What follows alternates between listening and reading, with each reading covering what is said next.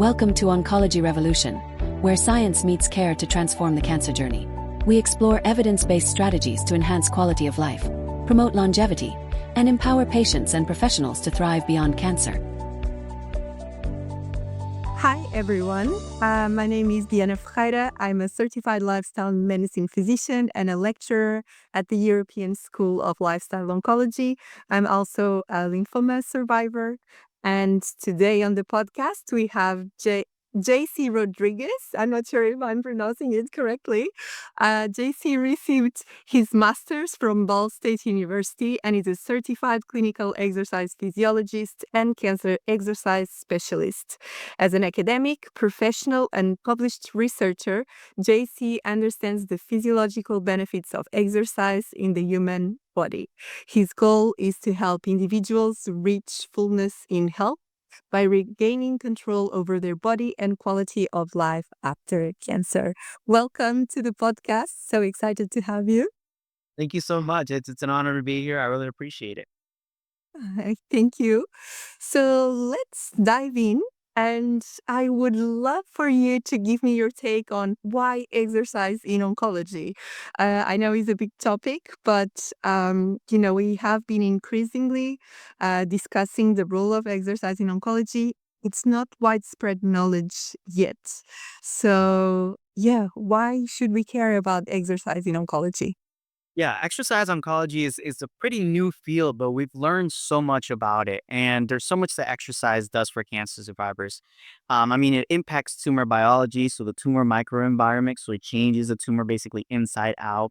It improves your body, it increases your strength, it changes or it improves the chemotherapy within the body as well. It increases your immunity, it changes your DNA, so it activates tumor suppressor genes. There's so much that exercise does for the body that it's really truly medicine. The word exercise is medicine came from the impact of exercise in diabetes, but now we're actually trying to see, or we're starting to see that exercise is medicine for cancer survivors as well. Yeah, brilliant. And we see that. I mean, the statistics about exercise in oncology are quite impressive. And so I'm constantly saying that if exercise was a pill, everybody was taking it probably. That's gorgeous, the work that you do. And what do you think are some of the main misconceptions about exercise in oncology? What fears do people come to you with, or even health professionals? What do you think is the main issue here? Yeah, I think it's interesting because it depends who I'm talking to, right? A provider is going to be different than a patient, and a patient is going to be different than the caregiver. So I will say the most common is the fear of exertion, of exerting ourselves in cancer treatment, and that's an interesting take, right? Because we're putting chemotherapy, a very hard, literally toxin, right? But it kills the cancer cells, right, in our bodies. But we're worried about doing like 10 squats, right? There's a conception here, right? Or misunderstanding here. So that stress that we're putting in our bodies respond really well to the stress because it forces our body at a cellular level to improve itself, right? It's saying that, hey, I need to be able to withstand this, so let's get better. That's the signal that our body receives. So a lot of fear of exerting ourselves, being too tired, right? Like, how am I going to exercise when I'm too tired? I have nausea, I have bloating, diarrhea, whatever it might be, the side effects being a barrier to exercise. And it is a little bit of a catch 22 because, you're too tired to exercise, but exercise helps fatigue. But what I always say is the research shows that, exercise helps, but it's not just the research. I've worked with real patients, real clients, a lot of online coaching clients in person, with pediatrics, with different types of cancer from brain, breast, lymphomas, leukemias, and exercise has really helped, right? And it's what they're telling me. They're so surprised that a 10-minute walk in the morning helps. So I would say the fear of improving or stressing our bodies and the idea that exercise has to be like this mountain, like they need to be running marathons to like get the benefits of exercise. And that's the furthest thing from the truth. When you are in cancer treatment, a 10-minute walk for many people can actually help you feel better. I have online coaching clients who tell me I wake up in the morning, go to my walk, and if I don't do that, I just feel different. My fatigue is worse. I'm drained. I feel mentally foggy. And it's just a simple 10-minute walk with your dog getting a little bit of sunshine, right? So it makes a big difference, even the little things. Yeah, and I've came across that 10-minute rule you talk about. Can you expand a little bit on that? Is that what you use to start people on exercise, or do you keep some people on that type of regimen at least while they can't really do anything else? So the great question. The 10-minute rule, I always use it as a foundation, right? And that's where we build up on. So I say after 10 minutes, so start with 10 minutes, right? It could be 5-minute walk out, 5-minute walk back. Because you're only saying like, I just gotta walk 5 minutes out and then I'm starting to go back, right? It's easier. Yeah. Here to sell yourself on that, right? But if after 10 minutes you feel better, keep walking and then reassess another 10 minutes afterward. But if after 10 minutes, on your way back, you still don't feel better, then you can go ahead and rest. So it's the thermometer to know whether you need to exercise or whether you need to rest. That 10-minute rule, that's key and that's the foundation. You're going to notice that after a month, 2 months, 3 months, that 10-minute rule, you're not going to need it anymore. It's going to be more of like a 30 minutes, right? 20 minutes, and you're going to notice that your body starts to feel better, and you might not get tired until 4 p.m. in the afternoon as opposed to 10 a.m. when you just woke up, right? So those are the things that we really focus on. Brilliant. And do you find that the 10-minute rule is useful also because it's sort of more difficult to start exercising, like to sort of move yourself out of your home or whatever, move to the treadmill, and then it's actually much easier once you start? Is that one of the principles behind it? Yeah, so the beauty about exercise is that it's not just physical. We think of exercise as, building muscle and how you look, but exercise is physical, mental, and emotional, right? You feel better after exercising. But it also has mental barriers. So that's one of them, which you just said, right? That if you can sell yourself on 10 minutes, you're going to feel better after the 10 minutes. And what I always encourage people is to fall in love with the feeling that you feel after exercise. So it's easier to sell yourself on 10 minutes first. And then it's also easier to sell yourself on, I'm going to feel better after this, right? Yes. And then also the intensity aspect of it. 10 minutes is just enough to help improve your insulin levels, your glucose, basically. It's enough to get a little bit of anti-inflammatory effect. And cancer fatigue is also mental. So that 10-minute clarity of being outside, breathing some fresh air, maybe reducing a little bit of stress also is beneficial. So there's multiple factors to it, and it's a little bit more holistic way of taking care of yourself. Yeah, absolutely. It's our experience as well because, we work with all the lifestyle pillars, and it's absolutely crucial to sort of combine exercise with nutrition and, time these things all, yeah, just time them well as well to take the maximum advantage out of it. So it's beautiful your take on it. Um, I would love you to sort of explain for people listening what are sort of the main guidelines for cancer patients at the moment, and uh, is it crucial to reach these guidelines? Tricky question. Great questions. So whenever I think of the guidelines, think of broad spectrum. So everyone is going to get some sort of benefit from them, right? And the guidelines can be a starting point or something to reach towards. So it really depends on the person. So before, let's say, cancer prevention and after cancer diagnosis, it's the same. It's 150 minutes of moderate intensity cardio. So just breathing a little bit harder during your walk, for example, like first walk, or 75 minutes of high intensity. And it's the same during treatment, before treatment, after treatment, it's the same with 2 days of strength training. Okay. Now, I think a lot of people hear those guidelines and they think like, I'm never going to reach that. Other people are like, that's way too easy. I'm already over that. Right. So think of it either as a goal or a starting point and then adjust from there according to your needs. Because what we see in exercise oncology is that all exercise is good, but everyone responds differently. So there is a varying of intensities. I have one online coaching client who gets benefits 2 days a week of exercise, lifting weights and walking 20 to 30 minutes. I have another online coaching client who she actually needs a longer session of exercise. So let's say 45 minutes or so.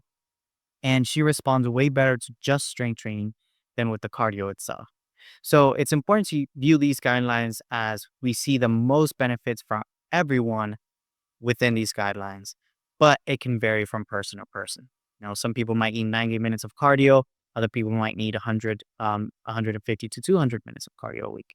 It really depends. But trying to reach those guidelines is important, but also be aware that we're all going to respond. Right. And I suppose it depends also if there's a benefit in losing weight, just adjusting your sort of BMI. Do you work with that as well? Like, do you modify the intensity and the length based on um, body parameters? Yeah, so that's a great example of a more specific routine, right? If you're doing 150 minutes of cardio with 2 days of lift, 2 days a week of strength training, the impact on body composition is going to be a little bit less, right? Right.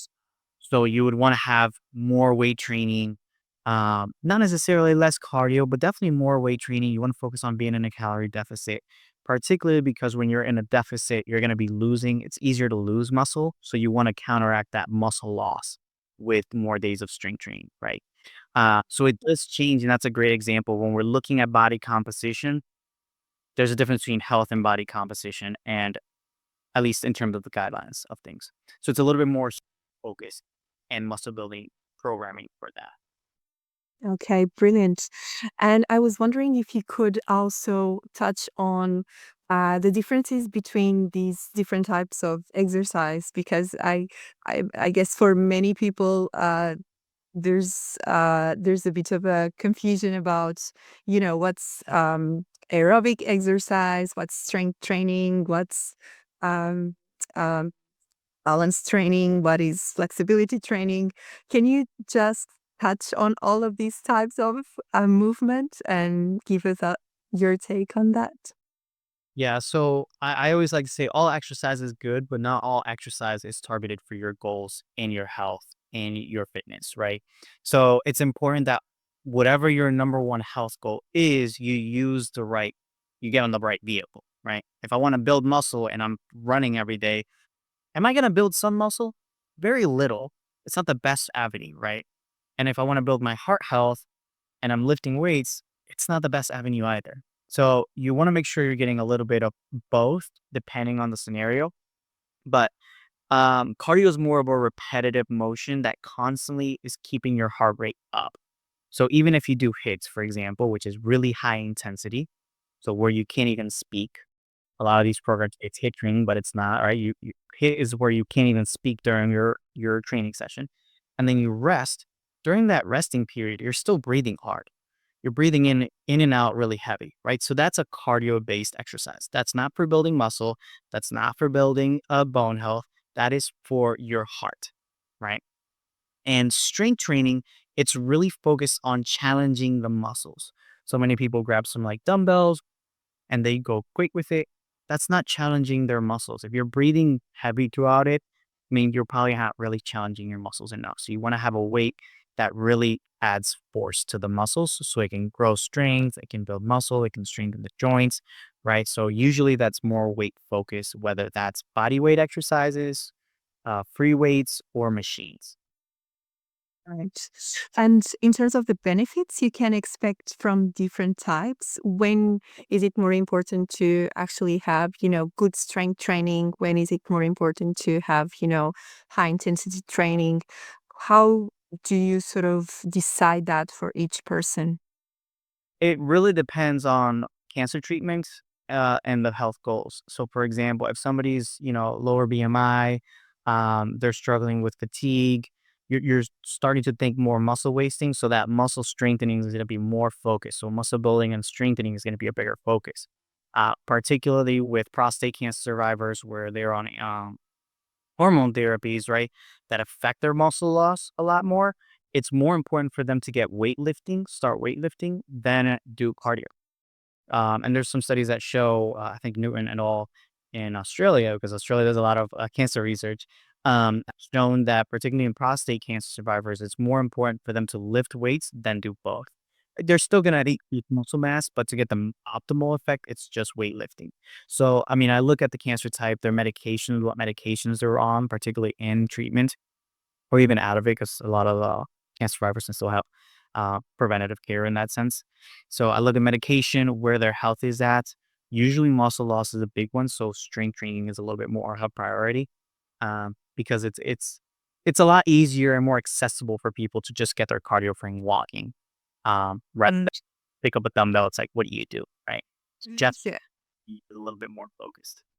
Yeah, and I assume like you touched on prostate cancer, I assume is the same for breast cancer, people on hormonal therapy, uh, sort of the similar issues, right?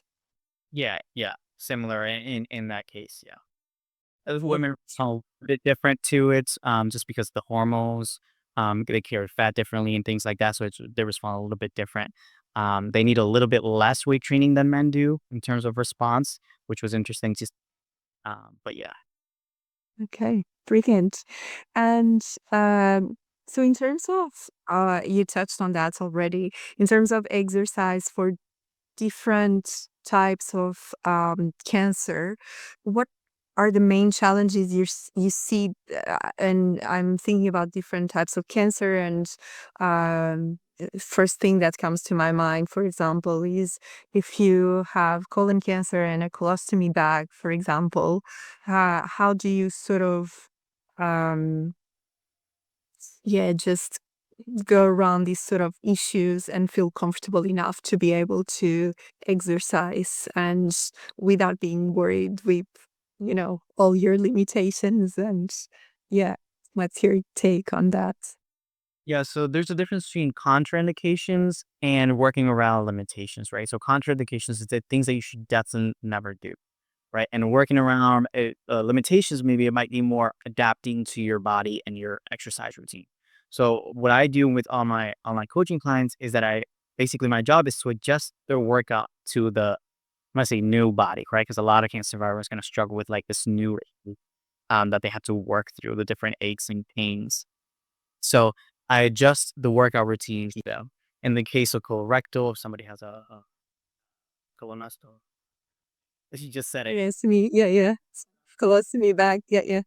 I completely just drew a blank, right? So, in particular is going to be more seated exercises, so it doesn't affect. And you will obviously want to avoid core exercises. You want to do focus on more on sitting exercises. So think of a shoulder press, but seated, leg extension that's seated. You don't want to do bending or twisting, right, around the abdomen. And you also want to focus on making sure that they are cleaning the space off after they sweat, right, from the exercise sessions to avoid any infections or anything like that. An important tip is to make sure it's empty before you exercise. So that's Yeah, just a brilliant. Yeah. Yeah, fantastic. Um, do you n- I know and maybe because of all the issues and all some of the fears we touched on as well, but adherence to these sort of the exercise guidelines or any type of exercise is actually quite low in the population with cancer. And I was wondering if you have any takes on why this is happening, why people have so much resistance to actually initiate or continue their exercise training while they're feeling uh, not on their best, basically. yeah. The numbers are interesting because it is lower during treatment as opposed to outside of treatments. So those it's very interesting there. And it's also male and female changes up drastically. Women are more likely to exercise during cancer treatment and after than men. And also breast cancer survivors are a big proponent of just exercising. It's just something I've seen in the clinic at least, uh, and in my practice. So it does change up a lot more with age, demographics. I think the biggest thing is number one, fear. So like lack of knowledge. I think providers not encouraging it is a big thing. And this idea that it's like, how am I going to exercise having all these fears and issues and side effects, right?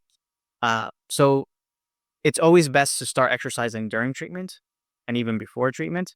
By far, that is the best one can do. But I always say, if you can't mentally get yourself to during treatment, set yourself up for success by, making the decision you will get started after treatment is over. And that's what I always say. It's like, if you can't do it mentally during treatment because, anxiety is high, you can't sleep, there's way too many barriers going on, then to set yourself up for success by starting after, make that commitment during, because it does make a difference. Yeah, amazing. And I'm quite curious about the differences you mentioned between groups, and why do you think these differences exist? I wasn't aware that breast cancer is a group that is more likely to exercise. Is there any known reason for these differences? I don't know that it's known differences. Instead, so I'll give anecdotal and like research wise. So Right. most women tend to get are more likely to get their information from social media and like health benefits from it from social media, healthy lifestyle. So women are more likely to look for it than men. Um, and I think there is a larger push for breast cancer awareness than for any other cancers, which also impacts it. Uh, and from the psychological aspect in men, and particularly prostate would be number one for men. Typically, is older gentlemen. Older men have a harder time with getting started with exercise. Maybe feeling weak, getting guidance on exercise. So there's a lot of psychological for men. However, the ones who do choose to go through it, they work hard and they are set on it. Right. Right. And do you think, is there a maximum limit or intensity for exercising during cancer? Because I think we all have these sort of patients that just, want to exercise at all times. They're not the majority, but when is it too much? How can we assess that? That is a fantastic question because we don't think of the opposite. We always think like patients are scared to exercise. I've seen tremendous effort. I had an online coaching client once who she worked out every single day, twice a day. And when I say she worked out, like it was true. She was not, whether it doesn't matter how she felt. It was a lot. I had to tell her to step it back a little bit. In terms of like actual contraindications, if you don't have any health comorbidities, particularly cardiovascular related, you don't really have a limit on your heart rate. If you do have cardiovascular, like cardiotoxicity, then you will have some intensity caps. However, for just cancer alone, there isn't. When does it become unhealthy? I think when mentally it becomes overbearing, right? Is one key thing. And number two, when the rest just isn't there, when the amount of effort that's being put in basically outweighs the benefits of rest. And that's something that had key is like resting more is very beneficial for our bodies to recuperate and regenerate from the exercise intensity. So with this online coaching client, she was a two-time breast cancer survivor. So I had to knock it down a bit because I started to see that she felt better when she rested. So that's a good way to when to put the gas and when to put the brakes on. Right. And do you give specific indications about rest, like not talking now about the extreme, sort of practitioners, but do you give instructions on when and how to rest for people who exercise, let's say, that are, matching the guidelines? Yeah, so a couple of things from the guidelines, we actually only see like 1 to 3 minutes of rest between sets, for example. So I'll try to make sure that we are hitting that. We're also hitting the intensities of making sure that you're working hard enough to need your rest. Uh, but the biggest thing I like to say is if you're working out more days than you're not, then that's fine, which is about 4 days. So if really you're working out more than 4 days a week, and I'm talking about like a hard workout, it's what we call like junk volume. It's not really doing much. You're getting very minimal benefits, and it's probably doing more stress mentally than anything else, right? Now we want to stay active, 7 days. That's walking, going on a hike, playing with kids, do playing Just Dance like a video game. That makes maybe like we want to stay active 7 days, but or a true training, if you're doing 4 days, that's really you don't really need more than that. Okay. Yeah, brilliant. And I was thinking in terms of fatigue, because as you said, exercise improves fatigue or tends to improve fatigue during treatment. But should people exercise when they feel more fatigued, or just use the days in which they feel better to exercise? Yeah, that's a great question. I get that a lot, particularly on Instagram. I get that question all the time. And I would say both. However, something that I always teach is I think we have this mentality that exercise it always has to be hard. When in reality it's even the best athletes in the world have a high intensity day and a low intensity day. They're still exercising both days, but it's at a lot harder or different intensities. So if we want to do anything during cancer treatment or during fatigue, set yourself up for success by having higher intensity days and lower intensity days. If you're feeling more fatigued than not, have a lower intensity. If you're feeling energized, go hard, maximize that energy and work out harder. So you want to play with different intensity levels throughout the week. And it's okay, right? It gives you a mental break of like, I only walked half a mile today. Great. That's fantastic. That's today. Tomorrow you might get 3 miles. As long as you're exercising consistently throughout the week and that month, several months, a year, that's where we see the most benefits from.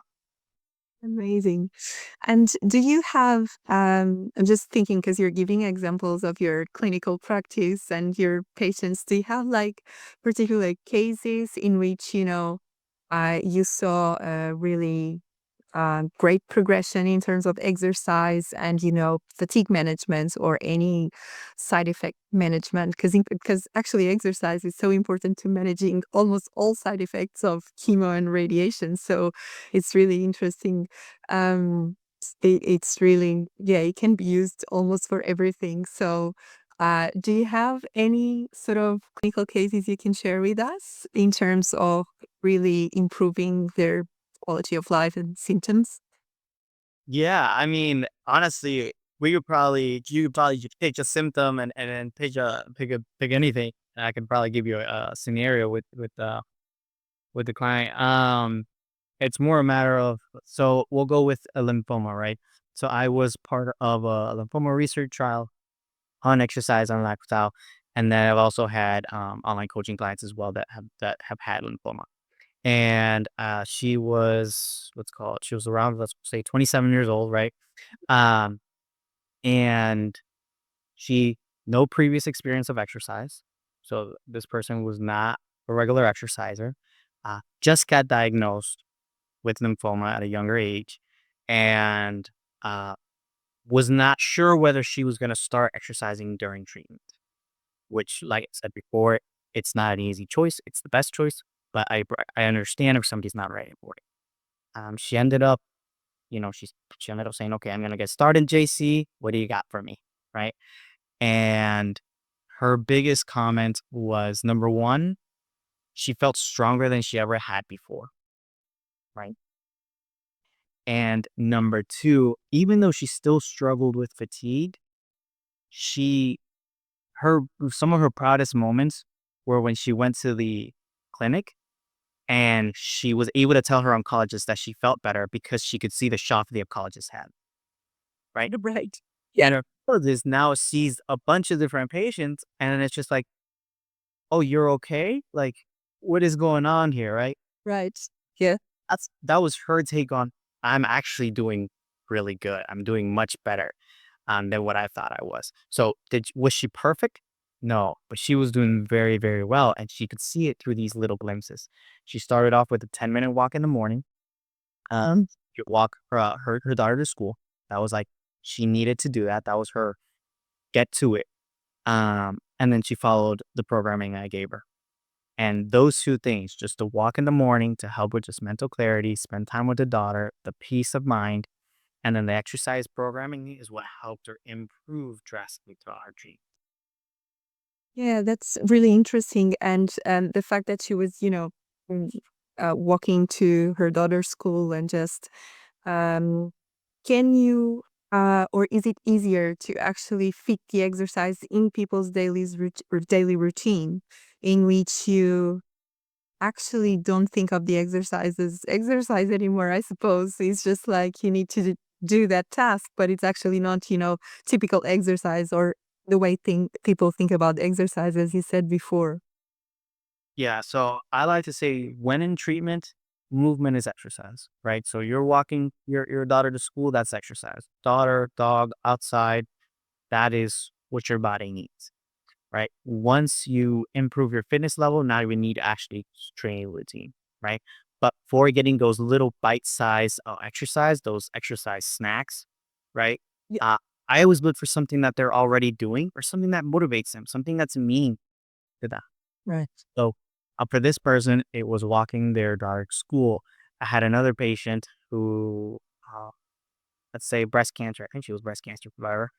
Uh, and she would play Just Dance. It's the Wii game where you dance and you gotta follow those instructions. Her heart rate would go up to like 130, it's 127 to 130, and she was getting movement, she was getting exercise, she was spending time with her kid, and that was a way to encourage her to move more, and be, an inspiration to her daughter too, right? Because her daughter gets to see, somebody who's strong, somebody who's moving, somebody who's capable. So I think that makes an impact too. Yeah, amazing. And one thing that we usually see also in consultations is that uh, people seem to do a lot better when there's a group of some sort, like a community that really helps with achieving a goal. Do you see that in your practice? That, when you bring people together, there's sort of the group has an effect on what one single person can achieve. Oh, for sure. I think my favorite thing, um, above everything else, is seeing the husband and the wife combination. I think that usually it's, let's say it's the husband or the wife. Generally, the husband or the wife joins as well. So I'll work with both of them programming, doing separate programs for them, but being able to see how they improve, encourage one another, even saying like, "Hey, you shouldn't be eating that," or "Hey, did you go to the exercise to the gym today?" That community and that bonding point really makes a big difference.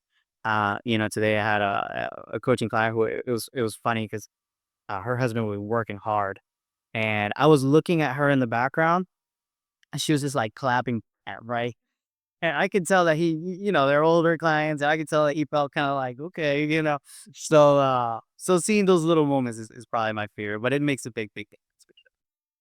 Yeah, and there's small moments in, it's obviously nobody wants to be diagnosed with cancer, but it's interesting how you can find these little pockets of joy and connection within the cancer diagnosis. So yeah, that's brilliant. Um, so I was going to ask you in terms of supplementation as well, because I've seen that you've written a few things about that. And, one of the questions we have quite often is about creatine as a supplement for to help building muscle mass. Uh, what is your take on that, and what does the research tell us at the moment? So for the general public, creatine is an incredible one of the very, very, very few supplements that actually works. And I came into thinking that it was going to be very effective for cancer survivors. We need to do more studies on this. And I did a deep dive on it. And when I say deep dive, there's maybe 6 studies on it. So there's not many studies on it already. And that was hard for me to see that there's very little studies on it. And not many of them looked at actually exercising creatine. And what I found is that many times it didn't have an effect, Right. which is something I was surprised to see. Um, very minimal, if anything, effects. And the researchers who did it, I was very critical of like, was this even a good research protocol? Was this even a good exercise programming? The researchers were qualified, and the exercise programming was actually a good programming. Well, we Yeah. think that there is a beginner effect, which what I mean by that is generally somebody who's just starting to exercise, you're going to see the most benefits. If you've been exercising for 20, 30 years, you're not really going to get that many benefits. But as soon as you're starting, your body can improve up to 30 to 40%. So we think that especially during treatments, after being sedentary or just never working out or anything like that, the majority of the benefits comes from that beginner phase. So we don't really see any benefits from creatine. Maybe if you've been exercising for a while, more studies seem to come out to see if it actually is beneficial for somebody who has been working out for 6 months to a year. We don't know yet. It didn't seem to have any harm in terms of any GI issues or any effect that I'm aware of on the chemotherapies. I'm not 100% sure on that. Uh, but from what I saw from the research, there wasn't any contraindications from that aspect of things. Whether there's depression benefits like lowering depression, a little bit of maybe reducing fat mass. I saw a little bit of that. So not increasing as much fat mass, so blunting that fat gain response. I did see that in terms of building muscle or building strength. I didn't really see any benefits from that, to be honest. Right. And I assume like this, obviously there's little research, but did you see any differences between different types of cancer, different stages, anything like that? So many of them included up to stage three. And some of them one of them was done in head and neck cancers, and the other one was in prostate, colorectal, and then breast cancer. So those are, and then maybe lung cancer, if I remember correctly. Those are the of these four populations that I've really seen uh, the study. And some of them did it just supplementation alone, and some of it it's supplementation and exercise. And even then, it didn't really seem to have a great effect. Very, very. Right. Yeah. Right. And so I'm curious about like people with advanced cancer and those going into palliative care. I'm not sure if you do have experience with that population, but what sort of work and if any can we introduce at that stage when people and I'm thinking in particular about sarcopenia issues and really um, severe problems with the metabolism. How can we introduce any type of exercise in this population? Yeah. So the biggest thing I always recommend, and I generally teach anybody this, is following what's called like an M3 protocol, which basically means that you almost want to treat it um, kind of like an athlete. So if an athlete goes and gets hurt on the field, for example, they tore their meniscus, they're not just sitting on their bed the rest of the time. They're exercising the right leg. They're doing upper body exercises. They're doing seating exercises. They're doing chest exercises. They're just not exercising the injured part, right? So when it comes to metastasis, you want to practice the same thing. So if somebody has, let's say, bone metastasis on the hip, for example, right?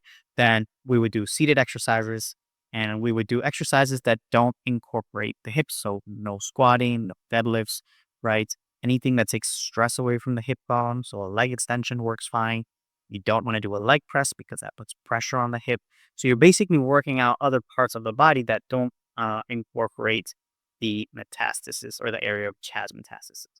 And there's ways around that, right?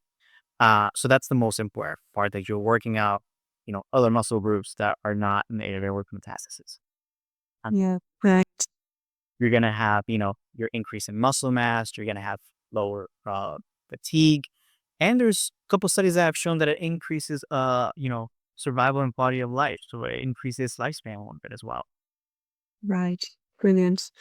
And I was wondering as well, well, you touched on some of the symptoms already, but in terms of uh, people going through menopause and experiencing hot flushes, that's one of the common complaints we have.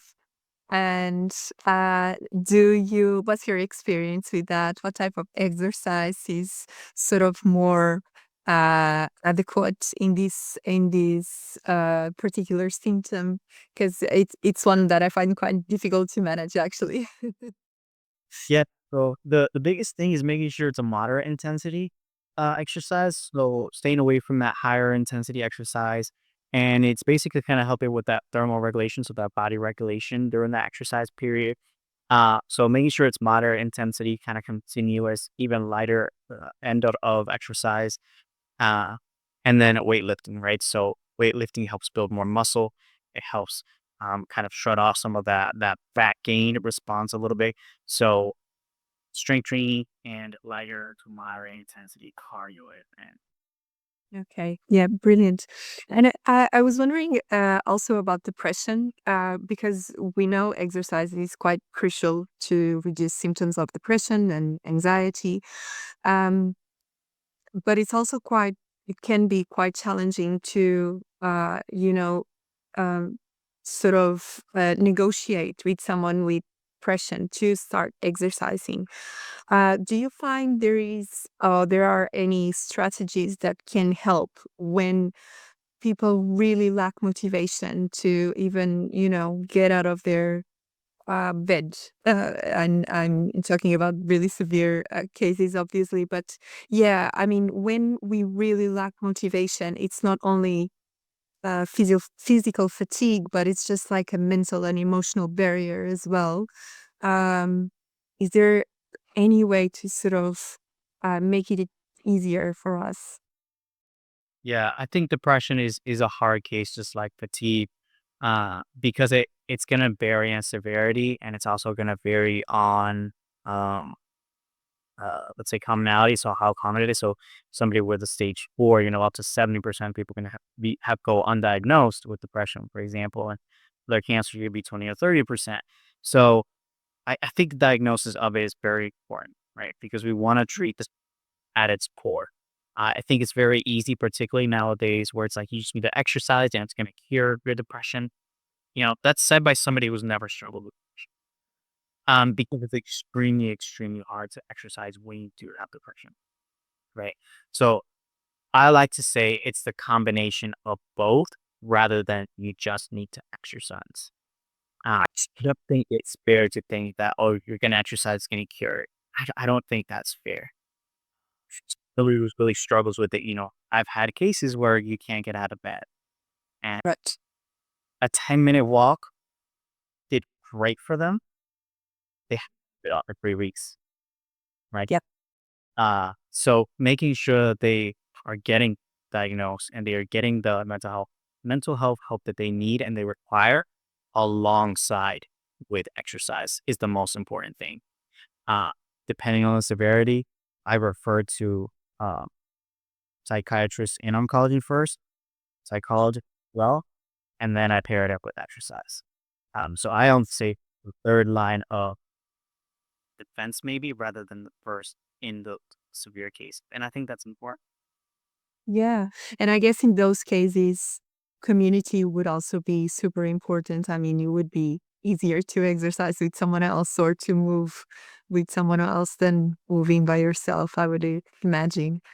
Um, I'm quite curious about other specific cases, and again, I'm not sure if you have uh, experience with those, but do you have experience with, for example, bone marrow transplants and how people could move within that more vulnerable period? And the reason I'm asking is because I have some patients who went through bone marrow transplants and they were actually in isolation and feeling the need to move and not being able to move or not knowing how to move.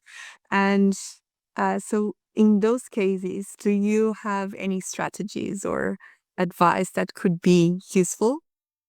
Yeah, in those kind of severe, more sensitive cases, the my best recommendation is always um, have the physical therapist help, right? So generally, post heart attack and ICU, post bone marrow transplant, you're going to have your physical therapist coming. And Right. ideally, if they have a caregiver with them, after they're a little bit cleared by that physical therapist, do the same thing with your caregiver, right? Right. So that's very important. Or the nurse, walking around with the nurse. So walking is extremely important after that, especially because it's going to help prevent blood clots. That's one of the big things. And doing a little bit of with those bands, resistance bands. So think of physical therapy exercising, even moving your toes, your ankles away from your body and then towards your body, moving your shoulders up and down, getting your body moving and changing positions is something that's very important after big surgery. So after a big Right. so think smaller movements go along Right. walking, moving your ankles, moving your shoulders, moving your neck, sitting up, standing down, a little bit more intense. But can you break it down into 3 repetitions, 4 repetitions? Because that's going to make a big, big impact in terms of reducing hospitalization. So how long you stay in treatment, which is going to affect, financial toxicity as well. Yeah, brilliant. It's because it's one of the issues sometimes we got. It's not having a physio available for all patients, and human resources sometimes is quite challenging here in Portugal. But that's amazing advice, like simple movements that anyone can do carefully, and taking care of their body. And I say one more how thing. yeah, yeah. Yeah, because that's a challenge in many, many healthcare systems, I think the power the oncologist and the staff has is very, very important to know, particularly for um, so I used to work in the healthcare system as well, so that's how I know this, right? When your oncologist says you need to exercise, patients will line up. But if they don't hear that, they're a little bit hesitant to get started. So even if the oncologist says, I need you to move your ankles back and forth 10 times throughout the time that you're here, they will, the nurse comes back in and says, hey, did you do this? They will do it, right? So it's important to have that communication throughout the system to make sure the patients are doing it. Encouraging, the caregiver who is with the patient, hey, it's okay for you to walk around with them. If they feel like this, let me know. If not, then they're fine, right? Uh, Yeah. so so that way the caregiver can know we're just making sure that they're not lightheaded and gonna fall, right? Yeah, absolutely. So little things like that, or just making sure that they're switching positions within the hospital. They're not always sitting or laying down, but maybe switch chairs, things like that. Right. Yeah. Yeah. Um, one question I have is around flexibility training, and specifically because we don't hear much about it. We hear more about strength and cardio, not so much about flexibility, although it's in the guidelines. Uh, why do you think it's important or as important? And what are some of the physiological or physical changes you can achieve with flexibility training? Yeah, so I think flexibility is extremely important. And going back to if somebody's a beginner, if somebody has no motivation, if they have no idea where to get started, they're scared. A little trick that I do is really starting with flexibility because Mm. stretching is one of those things that you're gonna get immediate relief. You're gonna start stretching and you're gonna be like, oh, my back feels tight, my neck Right. feels. I don't have enough as much tightness. So it's one of those things that it's like if I can give you $5 right now and you're gonna enjoy it, right? Like flexibility is one of those things you feel better as soon as you're doing it. You want to go to a point where you're feeling mild discomfort, not aches, not pains, right? Breathing and making sure you're getting enough oxygen throughout the movement. And you really get to see, a return on investment a lot quicker with flexibility. So I think it's very underrated. And it also helps you throughout your day. I had Valentine tell me that they felt their difference because they were cleaning the house and they could squat down all the way to grab, the cleaning dish clean soap, right, and come back off and continue to wash, right? They were amazed at that. They couldn't do that before. So that movement, being able to move better, really helps you throughout your day as well. You're more likely to want to exercise when you feel better in the first place. Right. Yeah, absolutely. And I see that in my yoga classes actually, because I teach yoga to people with cancer and cancer survivors. And yeah, it's exactly like that. They actually miss it when they don't do it. And, there's lots of flexibility. There's also some strength in the middle of it. But yeah, it's a lot about flexibility. And so I was curious about that.